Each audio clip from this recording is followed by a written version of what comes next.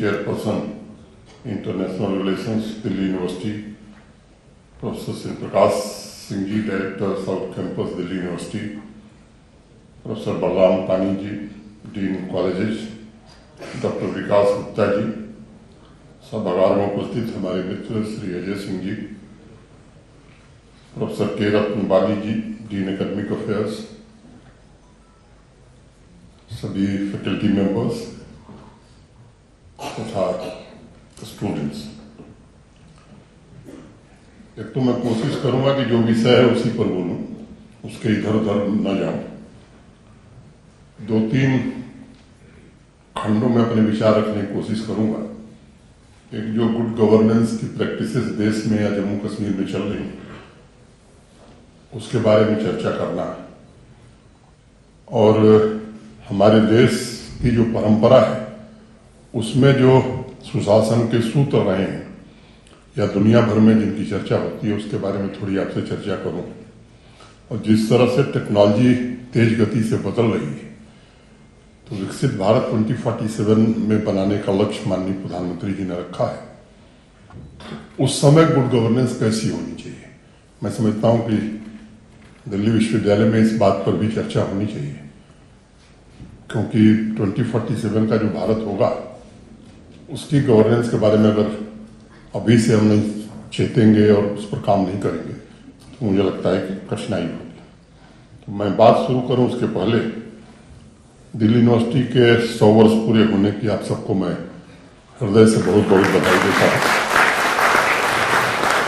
और सर योगेश सिंह जी ने अपने पत्र में लिखा था कि यूनिवर्सिटी का शताब्दी वर्ष और भारत की G20 प्रेसिडेंसी एक ऐतिहासिक अवसर है, और इस मौके पर G20 कनेक्ट लेक्चर्स की श्रृंखला में मैं गुड गवर्नेंस पर अपनी बात रखूं आपके सामने।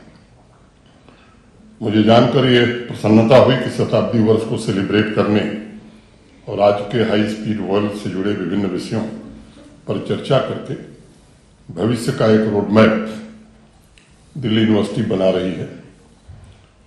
गुड गवर्नेंस पर मैं कुछ कहूं उसके पहले एक छोटी कहानी आपको सुनाता हूं। बहुत साल पहले अमेरिकन रेल रोड कंपनी के प्रेसिडेंट थे जिम मर्फी। एक दिन अपने सैलून ट्रेन में यात्रा कर रहे थे। एक स्टेशन पर उनका सैलून रुका और सैलून से बाहर आए तो उसने देखा कि रेलवे ट्रैक पर कुछ मजदूर पत्थर फेंकने का काम कर रहे थे। एक मजदूर को उन्होंने आवाज दी, उसका नाम था देव, और पूछा कैसे हो। तो देव आया, कहा कि मैं ठीक हूं, हाथ मिलाया। दोनों स्टेशन के कॉफी हाउस में गए। आधे घंटे बाद दोनों बाहर निकले। जिम मर्फी देव से हाथ मिलाकर अपने सैलून में जाकर बैठ गए और चले गए। देव आकर के फिर से पत्थर फेंकने लगा। जो बाकी मजदूर थे देव के पास गए और बड़े आश्चर्य से पूछा कि तुम कंपनी के प्रेसिडेंट के दोस्त हो क्या? तो देव ने कहा हाँ, हमारे पुराने दोस्त हैं। तो मजदूरों ने पूछा कि तुम दोनों की दोस्ती कैसी है? कहा कि वो प्रेसिडेंट हैं, तुम मामूली मजदूर हो, ऐसी दोस्ती कहां देखी जा सकती है? तो देव ने कहा कि 20 साल पहले हम दोनों मजदूर थे और एक ही साथ मजदूरी करते थे। एक साथ रेलवे ट्रैक पर पत्थर फेंकने का काम हम दोनों करते थे। मजदूरों ने कहा कि फिर जिम मर्फी में कुछ तो विशेष बात होगी कि वो प्रेसिडेंट बन गया, तुम मजदूर रह गए। तो देव ने कहा कि वह रेल रोड के लिए काम करता था और मैं $2 दिन भर की मजदूरी के लिए काम करता था। देव उस फेनोमेनन की तरफ इशारा कर रहा है जिससे पॉलिटिकल साइंस में थॉमस हॉब्स के सोशल कॉन्ट्रैक्ट थियोरी ने काफी पॉपुलर बना दिया है। इस थ्योरी के बहुत से इंटरप्रिटेशंस हुए हैं और सबसे जो प्रसिद्ध व्याख्या है वी द पीपल, यानी आम नागरिकों के अधिकार के साथ उनके कर्तव्य की जिम्मेदारी भी और गवर्नमेंट की भी जिम्मेदारी दोनों है।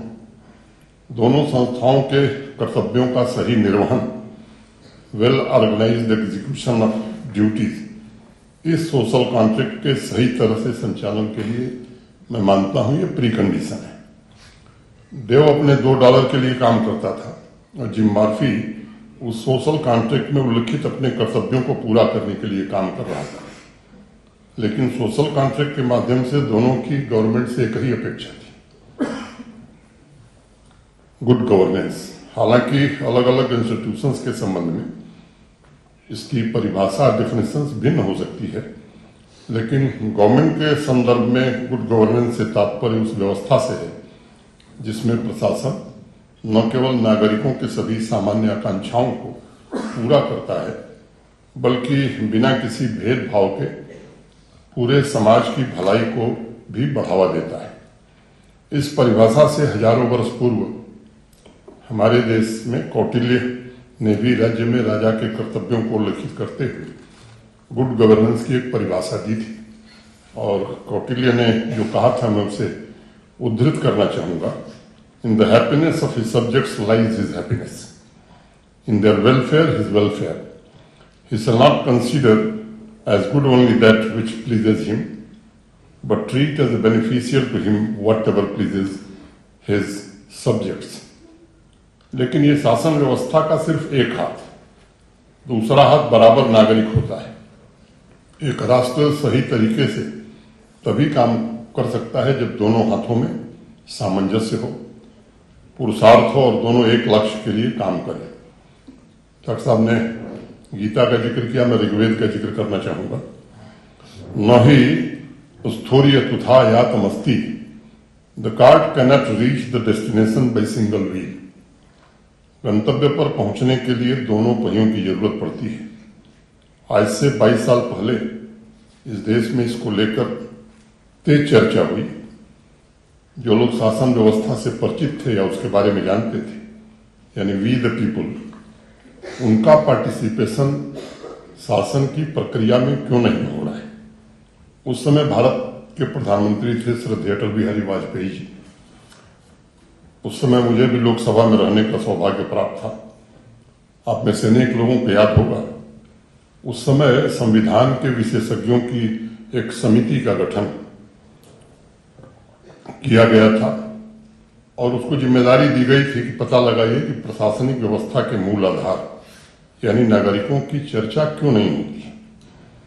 कमेटी ने जुलाई 2001 में एक कंसल्टेशन पेपर तैयार किया और उन्होंने हैरानी जताई कि 1976 में संविधान में संशोधन द्वारा जिन फंडामेंटल ड्यूटीज की व्यवस्था करके नागरिकों को शासन से सीधे जोड़ने के उपाय किए गए थे, वह सिर्फ कानून की किताबों तक ही सिमट कर रह गए और 99% जनता को उसकी जानकारी भी नहीं है।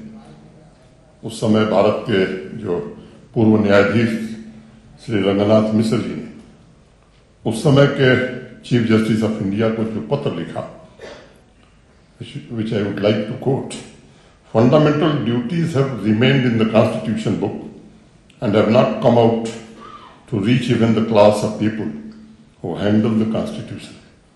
As a nation-building measure, teaching fundamental duties in every educational institution and as a measure of in-service training everywhere was necessary, as these cannot be inculcated in our citizens unless these are brought into their minds and living process through teaching and education, unquote.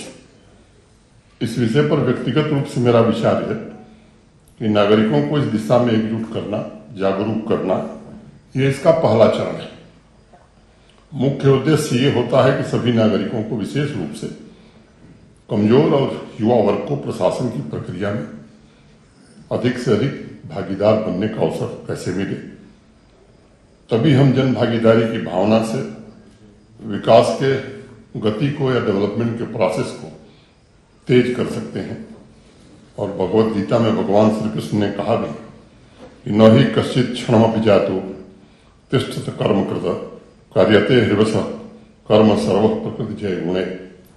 No one can ever exist, even for a short while, without performing action, because the qualities of nature force everyone to perform action. American writer Alexander Walcott ने कहा था I'm tired of people saying that democracy does not work. Of course, it does not work, but it is our responsibility and we the people are supposed to make it work. और इसलिए सुशासन में जन भागीदारी सबसे महत्वपूर्ण तत्व है। मुझे लगता है इसमें एक सामान्य रूप से देश में या दुनिया में आम सहमति बनी हुई है। जस्टिस लुई ब्रेंडाई ने करीब 100 साल पहले कहा था, the most important political office is that of the private citizen. मैं समझता हूं कि जनता की भागीदारी, उनकी स्वयं की अकाउंटेबिलिटी ये सुनिश्चित करती है कि विकास के लिए आर्थिक एवं सामाजिक संसाधनों का सही उपयोग हो और शासन व्यवस्था जवाबदेही, जिससे अकाउंटेबिलिटी की बात अभी कुलपति जी कर रहे थे, या ट्रांसपेरेंसी, आम सहमति, पारदर्शी, उत्तरदायी, प्रभावी एवं कुशल न्याय संगत समावेशी होने के साथ साथ रूल ऑफ लॉ से चलती हो। और मैं समझता हूं सुशासन की या गुड गवर्नेंस की ये 8 विशेषताएं भी हैं, जिसकी विस्तृत व्याख्या सबसे पहले United Nations social and economic commission ने की थी। मैं गुड गवर्नेंस के फीचर से संबंधित कुछ अनुभव 1-2 जरूर साझा करना चाहूंगा। जब मैं पहुंचा था तो बताया गया 7 अगस्त 2020। पहला फोन मेरे पास किसी कांग्रेस के वरिष्ठ नेता, में नाम नहीं लूंगा, उनका आया और उन्होंने कहा कि मेरे एक परिचित हैं, उन्होंने 5 साल पहले कोई इंफ्रास्ट्रक्चर का काम किया था, उनका भुगतान नहीं हो रहा है। तो 2-3 दिन हुआ था मुझे भी। उस समय के चीफ सेक्रेटरी जो थे उनको मैंने कहा कि भाई ऐसे ऐसे इनका फोन आया था, देख लीजिए। 2-3 दिन बाद महाराष्ट्र से किसी पूर्व सीएम का फोन आया कि साहब एक मुंबई के इंफ्रास्ट्रक्चर के बड़े प्लेयर, इन्होंने काम किया था 6 साल पहले, भुगतान नहीं हुआ। अब ये एक रेगुलर फीचर हो गया कि रोज 2-3 दिन में कोई न कोई फोन आता था। तो मैंने कोशिश की थोड़ी गहराई में जाने की, तो जानकारी जब किया तो पता लगा कि ऐसे अनेक काम हैं जिनका कोई एडमिनिस्ट्रेटिव अप्रूवल नहीं, फाइनेंशियल सैंक्शन नहीं, कोई टेंडर नहीं, काम हो गए, बेचारे दौड़ भी रहे। तो पहली व्यवस्था जो भारत सरकार ने, प्रधानमंत्री जी ने पहले से लागू की हुई है कि कोई काम बिना एडमिनिस्ट्रेटिव अप्रूवल के, फाइनेंशियल सैंक्शन के और ई टेंडरिंग के नहीं होगा। एक अलग से उसमें फीचर ये जोड़ दिया गया कि काम का फोटोग्राफ का ना, जियो टैगिंग जब तक नहीं होगी तब तक ट्रेजरी बिल नहीं देगी। बड़ा शोर मचा कि साहब ये तो अब काम यहां होगा ही नहीं। लेकिन उस व्यवस्था का परिणाम जब मैं देखता हूं 3 साल या मैं कहूं कि 40 महीने में, तो उस समय एक वर्ष में अगर 9,229 प्रोजेक्ट पूरे होते थे, तो पिछले फाइनेंशियल ईयर में 92,500 से ज्यादा प्रोजेक्ट पूरे। और मुझे लगता है कि जनता से छिपाना ये गुड गवर्नेंस नहीं हो सकता है। जनता को हर चीज बताई जाए और सही बात बताई जाए तो लोग भरोसा करते हैं। और इसलिए किसी पंचायत में अगर कोई काम हो रहा है तो वहां के लोग भी जाने कि साहब इतनी धनराशि स्वीकृति गई, ये काम हो रहा है, और गलत हो रहा है तो जनता के पैसे का ही काम है, तो जनता का भी हक है। अब सामान्य रूप से नागरिक अपने मोबाइल पर, लैपटॉप के माध्यम से देख सकते हैं कि उनके गांव में कितने प्रोजेक्ट हो रहे हैं, कितना काम हुआ है उस पर, कितना पैसा खर्च हुआ है। और मुझे लगता है कि प्रशासन द्वारा खर्च किया गया एक पैसा ये जनता की जानकारी में रहे, जनता का प्राथमिक हक है। और जनता का अगर कोई सुझाव है, कोई शिकायत है, तो इसका फीडबैक भी मुझे लगता है प्रशासन को मिलना चाहिए। और फिर प्रशासन का यह दायित्व है कि टाइम बाउंड मैनर में उनकी शिकायतों को कैसे दूर किया जाए। ये दिक्कतें आती हैं कि कुछ ऐसे भी सुझाव आ जाते हैं जो बिल्कुल ही अव्यवहारिक होते हैं, लेकिन वो तो आपके ऊपर निर्भर करता है कि किस तरह से। आज मैं कह सकता हूं कि ट्रांसपेरेंसी से जम्मू कश्मीर का वास्ता लोग ऐसा मानते थे कि है नहीं।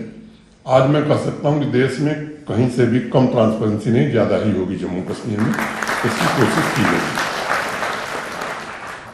जनता से जुड़ने के और भी कई कार्यक्रम किए गए हैं। एक वहां महाराजा के जमाने से दरबार मूव की प्रथा थी। वो अक्टूबर के अंतिम शुक्रवार को श्रीनगर से दरबार जम्मू जाता था और अप्रैल के अंतिम शुक्रवार को जम्मू से श्रीनगर जाता था। तारीख 27 अक्टूबर थी। 3-4 दिन पहले उस समय के चीफ सेक्रेटरी ने मुझे कहा कि साहब उस दिन आपको सेक्रेटेरिएट चलना होगा। तो मैं गया तो मैंने देखा कि 217 ट्रकों में फाइल लद करके श्रीनगर से जम्मू रवाना हो रही थी। हमने पूछा कि ये क्या है, तो उन्होंने कहा साहब दरबार मूव हो रहा है। तो 15-17 दिन तो काम का माहौल नहीं रहता था। लगभग 1000 कमरे श्रीनगर में 6 महीने किराए पर लिए जाते थे और लगभग 800 कमरे रेंट पर दिए जाते थे होटल में जम्मू में। तो ये तय हुआ कि भैया अगली बार जब जम्मू से श्रीनगर आना है तो कोई ट्रक नहीं आनी चाहिए। और आज मुझे बताते हुए आपको प्रसन्नता है कि ऑनलाइन सर्विसेज देश में सबसे ज्यादा जम्मू कश्मीर ही दे रहा है और देश में हम नंबर 1 हैं। मध्य प्रदेश 1.5 महीने पहले तक नंबर 1 था, अब हम लोग मध्य प्रदेश को पीछे छोड़ चुके हैं। और एक दूसरी बात उसमें मुझे जो जोड़नी है कि auto appeal mode public service guarantee act की लगभग 90% सर्विस ऑटो अपील मोड में जम्मू कश्मीर ने कर दिया है। मतलब आप सब समझ रहे होंगे, ऑटो अपील मोड मतलब किसी को इनकम सर्टिफिकेट चाहिए तहसीलदार को देना है। पब्लिक सर्विस गारंटी एक्ट में प्रोविजन है कि 15 दिन में मिलना चाहिए। अगर 15 दिन में नहीं मिलेगा तो 16वें दिन ऑटोमेटिकली एस्केलेट करके वो एसडीएम के पास चला जाएगा और जैसे एसडीएम के पास जाएगा तो फाइनेंशियल पेनाल्टी तो तुरंत इंपोज हो जाएगी। एडमिनिस्ट्रेटिव एक्शन जांच के बाद होगा। तो अफसर के खिलाफ अफसर एडमिनिस्ट्रेटिव एक्शन लेगा। अभी भारत वहां नहीं पहुंचा है, लेकिन तनख्वाह से पैसा कट जाएगा, इसकी मुकम्मल व्यवस्था है और कई लोगों की कट गई। तो सामान्य रूप से पब्लिक सर्विस गारंटी एक्ट की जो सर्विसेज हैं, मैं कह सकता हूं कि इसके कारण काफी आराम हुआ है लोगों को। तीसरी एक दिक्कत वहां थी लैंड रिकॉर्ड की। आप सब एक बड़ा राग दरबारी पढ़ा होगा आप में से अनेक लोगों ने, श्री लाल शुक्ल की। उसमें एक पात्र है लंगड़। लंगड़ मैंने समझ रहे हैं जिसका पैर खराब हो, एक ही पैर खराब था तो उसको लैंड रिकॉर्ड चाहिए था। वो बेचारा रेवेन्यू ऑफिसेस में दौड़ते दौड़ते लगा कि दूसरा पैर उसका खराब हो जाएगा, तो उसने प्रयास बंद कर दिया। महाभारत में भी अगर आप देखेंगे तो अगर लैंड रिकॉर्ड, मैं मानता हूं कि महाभारत के समय डिजिटाइज रहा होता, ठीक रहा होता, तो 5 ही गांव का मसला था, महाभारत हुआ ही नहीं होता।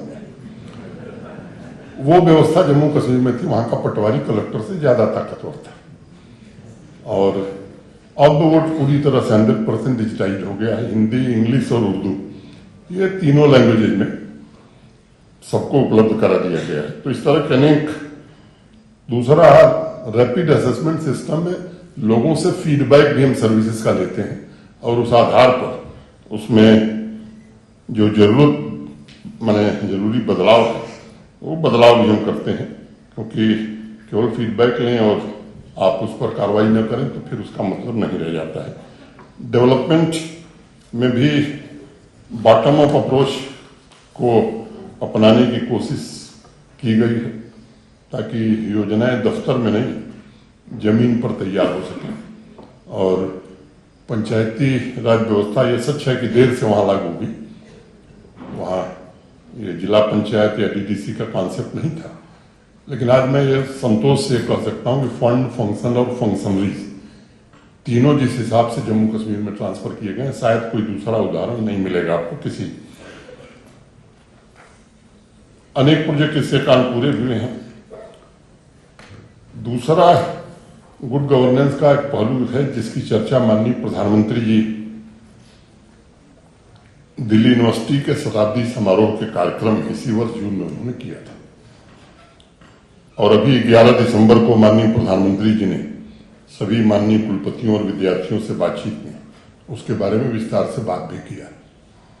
गुड गवर्नेंस के इफेक्टिवनेस और एफिशिएंसी के लिए आवश्यक है कि हमारा जो युवा है, खासतौर से स्टूडेंट है, इनके जो इनोवेटिव आइडियाज है, इनकी जो ऊर्जा है, इनका जो टैलेंट है, उसका सही उपयोग गवर्नेंस में हो। और मैं समझता हूं कि शायद मुझे जहां तक याद है, ये पहली बार प्रयास इस देश में प्रधानमंत्री जी के कारण शुरू हुआ है और निश्चित रूप से विकसित भारत की यात्रा में इन सुझावों का बड़ा ही महत्व होगा, ऐसा मैं मानता हूं। With focus on our collective goal of Viksit Bharat, we have to ensure our youth are equipped with skills, confidence and optimism to turn every new opportunity into growth. Change is the only constant and everyone has to contribute, keeping in mind the increasing role of technology in governance and their collective strength for growth in every major sector.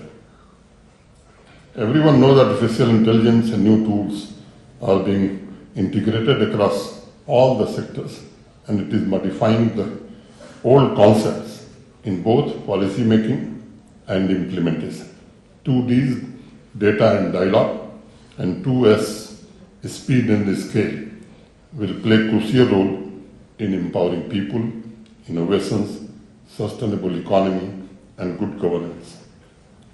यहाँ अनेक विद्यार्थी हैं, युवा साथी हैं, इसलिए विशेष रूप से मैं उनसे कहना चाहूंगा कि गुड गवर्नेंस का अर्थ समाज का एक नया यात्रा पथ है जिसका एकमात्र लक्ष्य समावेशी और सस्टेनेबल डेवलपमेंट है। इस यात्रा पथ में भविष्य के अनप्रेडिक्टेबल चेंजेज से तारतम्य बैठाने के साथ साथ टेक्नोलॉजी के एडवांटेज को हार्नेस करना, इसी से समाज की ताकत बढ़ेगी और ये जिम्मेदारी आपके कंधों पर है। आज सभी हायर एजुकेशन इंस्टीट्यूशंस के सामने मैं मानता हूं कि 4 मुख्य सवाल हैं। 1, do they have the right resources? Second, do they have the capabilities required? Third, do they facilitate and mentor youth beyond classrooms? And fourth, do they have cross-sectoral approach? और इन चारों सवालों पर मैं कह सकता हूं कि दिल्ली यूनिवर्सिटी ने एजुकेशन और स्किलिंग के महत्वपूर्ण केंद्र के रूप में देश में एक ऐसा इकोसिस्टम तैयार किया है जिसने आइडियाज के इंक्यूबेशन के लिए बाकी विश्वविद्यालयों को भी प्रेरित किया है। मैं इसके लिए दिल्ली विश्वविद्यालय को बधाई देता हूं। हमारे देश में 1113 यूनिवर्सिटीज हैं, 43,000 से ज्यादा कॉलेज हैं। क्रिएटिविटी और इनोवेशन की एबिलिटी को टैप करके और इन टूल्स के माध्यम से compete, connect and collaborate, ये मुझे लगता है कि हमें देखने की जरूरत है आगे। और जब हमारा देश सोने की चिड़िया था तो मुझे लगता है कि इसलिए सोने की चिड़िया हम नहीं थे कि हमारे पास माइंस बहुत थी गोल्ड की।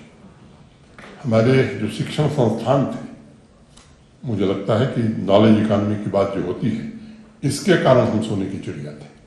मैं केवल 2 उदाहरण रख करके बात आगे बढ़ूंगा। इतिहास के अनेक विद्यार्थी यहां बैठे हैं। सिकंदर और पोरस की दोस्ती का राज आप में से अनेक लोगों को पता होगा। सिकंदर जब युद्ध करने आता है तो युद्ध के पहले उसने कुछ गुप्तचर भेजे थे। गुप्तचर गए और मगध की सेना के बारे में जानकारी किया और आकर के सिकंदर को बताते हैं कि साहब, जिस मगध की सेना से आप लड़ने जा रहे हैं, उनके जो सैनिक हैं इतने उत्साह में हैं कि लाखों की संख्या में तलवार लेकर के लोग आपका इंतजार कर रहे हैं। हजारों हाथी और घोड़े पर सवार सैनिक युद्ध के लिए तत्पर है। तो सिकंदर के ने पैर वापस कर लिए, वापस जा रहा था। रास्ते में उसकी भेंट हुई पुर्राय से पोरस, और एक अमूल्य उपहार पोरस ने सिकंदर को दिया। इग्नॉट स्टील, जो हिंदुस्तान में ही बनता था, दुनिया का सर्वश्रेष्ठ स्टील, जिससे सबसे बेहतरीन तलवार बनती थी। ये उनकी दोस्ती का राज। तो इन शिक्षण संस्थाओं के कारण हम बेहतर प्रोडक्ट बनाते थे। और दूसरी घटना का मैं जिक्र करूंगा। ब्रिटिश पार्लियामेंट में सर आइजैक न्यूटन भाषण दे रहे हैं और कह रहे हैं कि साहब, विज्ञान के पास नेविगेशन का कोई समाधान नहीं है। और जिस दिन सर आइजैक न्यूटन भाषण दे रहे हैं, उसके कई साल पहले भारत के पानी के जहाज, हमारे नाविक, सुदूर दक्षिण अफ्रीका के आगे सक्रोता एक द्वीप है, वहां जाइए, अभी भी पाली और संस्कृत में लिखे हुए वाक्य आपको मिल जाएंगे। लागर्थिन के आधार पर ऐसे यंत्र इस देश में बने थे कि हमारे नाविक दिशा तय करके सुदूर चले जाते थे। तो इन शिक्षण संस्थाओं के कारण दुनिया की जीडीपी में 25% हमारा शेयर था, तो इन इंस्टीट्यूशंस के कारण था। और मुझे लगता है कि 11 दिसंबर को जो काम प्रधानमंत्री जी ने किया, मुझे लगता है कि उस दिशा में भारत को आगे ले जाने का एक प्रयास है। और इसलिए आपके कंधों पर बड़ा दायित्व है कि टर्नर का नाम आप में से कुछ लोगों ने सुना होगा। साउथ अफ्रीका में गुड गवर्नेंस और लोगों के जीवन स्तर पर 2011 में उन्होंने एक रिसर्च किया और वो लिखते हैं, sustainable growth and development can be achieved through working for the poor, making them self sufficient and thus helping them to participate in decision making. ऐसे अनेक कार्यक्रम मैं विवरण में नहीं जा रहा हूं, जम्मू कश्मीर में भी हम लोगों ने शुरू किए। अभी कुछ दिन पहले मैं पॉलिटिकल साइंटिस्ट हॉल ब्रॉन्स का एक आर्टिकल पढ़ रहा था, कुछ कोट करना चाहूंगी उनकी पंक्तियां में। Without strategy action is random and devoid of direction, power and advantage are squandered rather than deployed to good effect. भविष्य में ये सबको पता है कि टेक्नोलॉजी, स्ट्रेटेजी और युवाओं की भागीदारी तय करेगी कि देश किस दिशा में आगे जाएगा। और आपको ही तय करना है कि देश की क्षमता का पर्याप्त विकास हो पाएगा, समाज के सभी वर्गों में आत्मसम्मान और आत्मगौरव की भावना हम जागृत कर पाएंगे। आखिरी बात में, प्रधानमंत्री जी ने एक नया आदर्श हमारे सामने रखा है, विकसित भारत का संकल्प। नारी, युवा, किसान और गरीब, इन 4 अमृत स्तंभों पर यह टिका है और यही 4 उनके लिए सबसे बड़ी जातियां हैं जिनका उत्थान ही भारत को विकसित बनाएगा। मैं इसमें नहीं जाना चाहता हूं कि क्या क्या योजनाएं चली, आप सब लोग जानते हैं, वो समय लेना होगा। लेकिन एक बात मैं जरूर कहूंगा कि पिछले 9-10 वर्षों में इस देश की राजनीतिक शब्दावली केवल नहीं बदली है, बल्कि देश की कार्य संस्कृति में एक बड़ा बदलाव हुआ है जिसे लोग महसूस कर रहे हैं। अब मैं अंतिम बात करना चाहता हूं कि फ्यूचर गवर्नेंस क्या होगी। जम्मू कश्मीर में इसके लिए थोड़ी बातचीत भी और उसको लेकर के काम करने की भी कोशिश की जा रही है कुछ देश के विशेषज्ञों के साथ। वो रख करके मैं अपनी बात पूरी करूंगा। We are now ready for the next level of transformation through creation of new pathways. We are devising governance systems for the world of future, a world which will be shaped and driven by exponential technologies like artificial intelligence, machine learning, robotics, VR, AR, 3D printing, gen editing, nanotechnology, new material, etc. We are also factoring in the impact of metaverse and quantum computing, making data an even more important source of power. At the same time, we are fully cognizant of the need to think of new ways for lawmaking and regulations. Naturally, the inspiration for this comes from the vision of our Honorable Prime Minister. He visualizes the future world as one family with one future, bonded by the concept of Vasudhaiva Kutumbakam, pronounced forcefully during his presidency of G20. In the G20 summit, he had also highlighted the need for adopting a human-centric approach. Earlier, in his address at the BRICS Conference 2023, he had said, and I quote,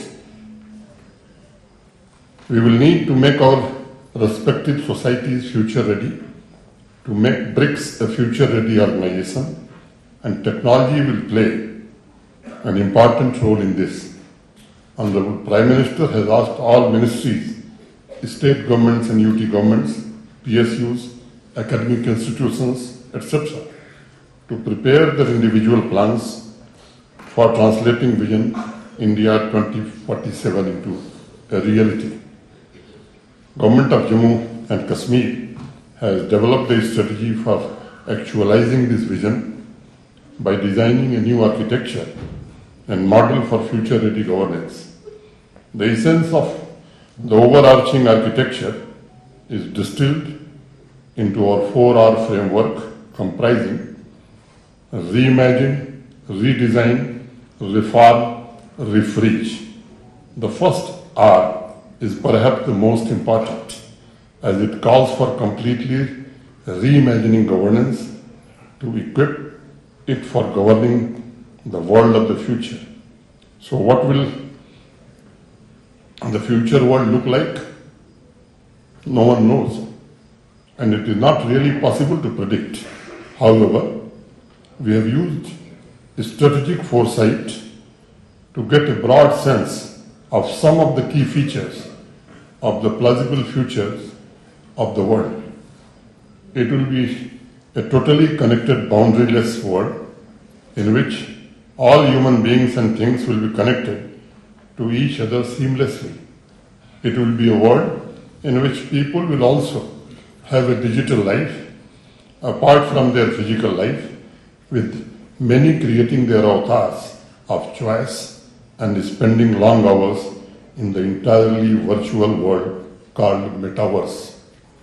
Artificial intelligence will impact everything and every life, with AI and robots becoming more capable than humans at many a task and becoming an integral part of societal and governance systems.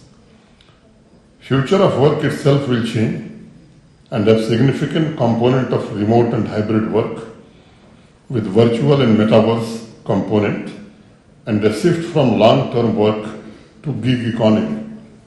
We will require a whole range of new skills which we will impart through new systems.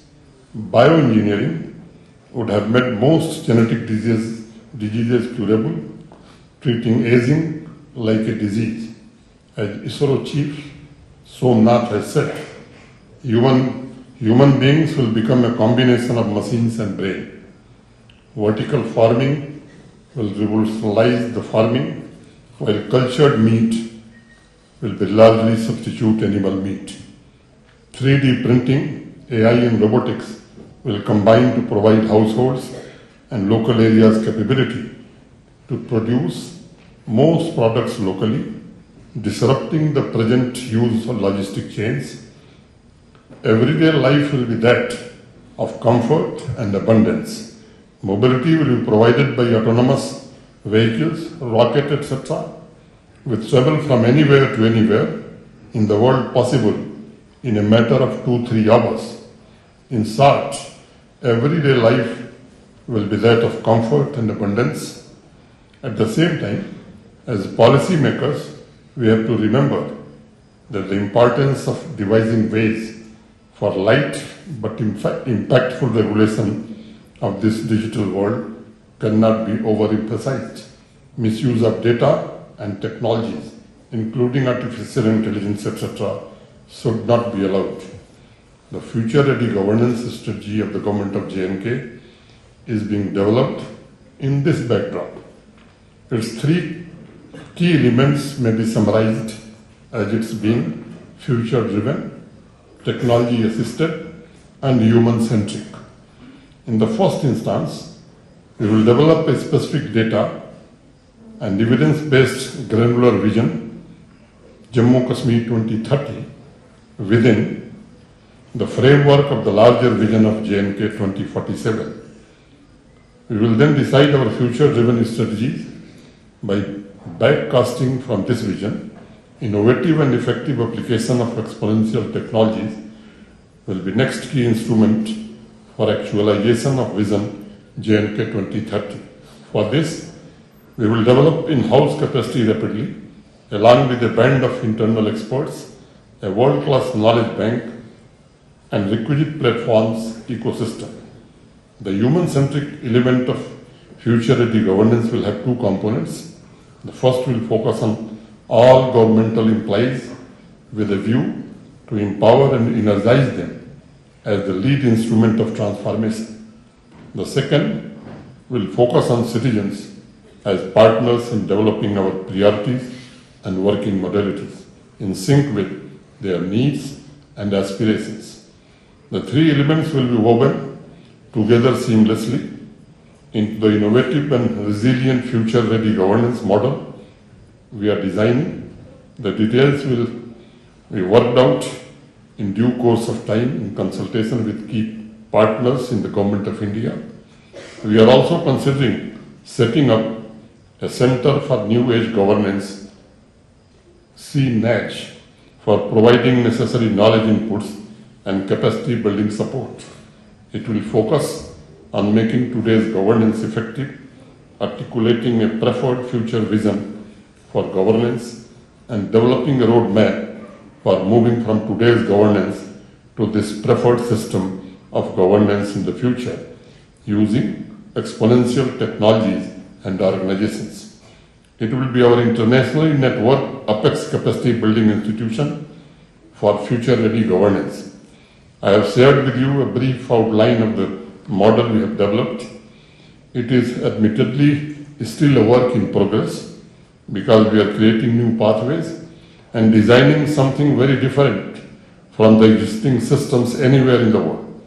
We have therefore initiated pilot projects for some key aspects of governance. For example, Jammu District Administration and IIT Jammu are working together on use of exponential technologies for making district governance processes far more automated and efficient, which will also bring increased transparency and integrity. We are looking at taking up a couple of our universities for being developed as universities of future. A number of other similar pilot projects are in the pipeline. The most important feature that we intend to build in our model is that it should be flexible, resilient, and capable of adapting to the inevitable disruptions caused by exponential technologies and other key drivers of change. It will also be sensitive to the changing needs and aspirations of the people. In short, we intend to provide a fluid structure so that it can keep on evolving as new opportunities and challenges arise. तो मोटे तौर पर तीनों खंडों में आगे की governance क्या होगी, मैंने जो बात है वो आपके सामने रखी है। मैं फिर से आप सबके प्रति हृदय से कृतज्ञता ज्ञापित करता हूं। दिल्ली विश्वविद्यालय का विशेष रूप से, और ये हम सबकी सामूहिक जिम्मेदारी भी मुझे लगता होनी चाहिए। समावेशी विकास ही राष्ट्र की शक्ति है। संपूर्ण समाज का मुख्य धारा में प्रवेश ही गुड गवर्नेंस का उद्देश्य होना चाहिए। और इसीलिए बापू ने भी कहा था कि स्वराज्य का अर्थ यही है कि सबसे कमजोर व्यक्ति को भी सबसे मजबूत व्यक्ति के समान ही अवसर मिले। गांधी जी का यह आदर्श हम सबके लिए महान दायित्व है, जिसे हम सब मिलकर के जिम्मेदारी से निभाएं। यही बात कहते हुए मैं आप सबके प्रति कृतज्ञता ज्ञापित करते हुए अपनी बात पूरी करता हूं। बहुत बहुत धन्यवाद। जय हिंद।